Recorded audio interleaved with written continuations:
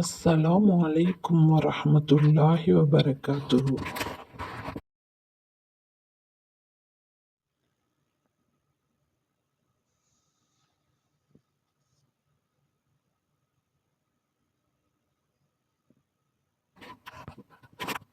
இதில் ஏதும் தவறு ஏற்பட்டுவிட்டால் அதற்காக நீங்கள் அல்லாஹ்விடம் மன்னிப்பைக் கோருங்கள். நிச்சயமாக அல்லாஹ் மிக விலை பொறுப்பவனாக மிக்க கருணையுடையவனாக இருக்கிறான். நபியே, எவர்கள் மனிதர்களுக்கு தீங்கிழைத்து தங்களுக்கு தாமே சதி செய்து கொண்டார்களோ அவர்களுக்காக என்னிடம் மன்னிப்பை கூறி நீர் தர்க்கிக்க வேண்டாம். ஏனென்றால் எவன் சதி செய்யும் பாவியாக இருக்கிறானோ அவனை நிச்சயமாக அல்லாஹ் நேசிப்பதில்லை. இவர்கள் சதி செய்யும் தங்கள் குற்றத்தை மனிதர்களுக்கு மறைக்கிறார்கள். எனினும் அதை அல்லாஹுக்கு மறைத்துவிட முடியாது. அல்லாஹ் விரும்பாத விஷயங்களை கொண்டு இவர்கள் இரவெல்லாம் பேசி சதி ஆலோசனை செய்யும் போது அவன் அவர்களுடன் தான் இருக்கிறான். அல்லாஹ் அவர்களுடைய சதி செயலை தன் ஞானத்தால் சூழ்ந்து கொண்டும் இருக்கிறான்.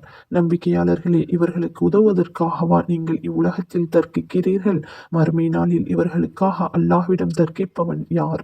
இன்னும் அந்நாளில் இவர்களுக்கு பரிந்து பேசுபவன் யார்? எவரேனும் ஒரு பாவத்தை செய்துவிட்டு அல்லது தனக்குத்தானே தீங்கிழைத்துக் கொண்டு பின்னர் அதிலிருந்து விலகி உண்மையாகவே கை சேதப்பட்டு அவன் அல்லாஹ்விடம் பாவ மன்னிப்பு கோரினால் அல்லாஹ்வை அவனுடைய குற்றங்களை மிக மன்னிப்பவனாகவும் அவன் மீது மிக கருணையுடையவனாகவும் காண்பான். எவன் பாவத்தை சம்பாதிக்கிறானோ அவன் நிச்சயமாக தனக்கு கேடாகவே அதை சம்பாதிக்கிறான். அல்லாஹ் அனைத்தையும் மிக அறிந்தவனாக ஞானமுடையவனாக இருக்கிறான். எவரேனும் ஒரு குற்றத்தையோ அல்லது பாவத்தையோ செய்து அதை தான் செய்யவில்லை என்று மறைத்து குற்றமற்ற மற்றொரு மீது சுமத்தினால் நிச்சயமாக அவன் அபாண்டமான பொய்யையும் பகிரங்கமான பாவத்தையுமே சுமந்து கொள்கிறான்.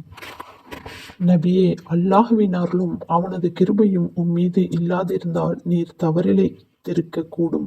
ஏனென்றால் எந்த விதத்திலும் உம்மை வழிகெடுத்துவிட வேண்டுமென்று அவர்கள் ஒரு கூட்டத்தினர் முடிவு கட்டியிருந்தனர். எனினும் அவர்கள் தங்களையே அன்றி உம்மை வழிகெடுக்கவில்லை. அவர்கள் உமக்கு கொஞ்சமும் தீங்கிழைத்துவிட முடியாது.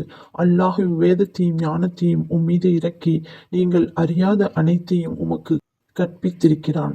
உம்மீது அல்லாஹுடைய அருள் மகத்தானதாகவே இருக்கிறது.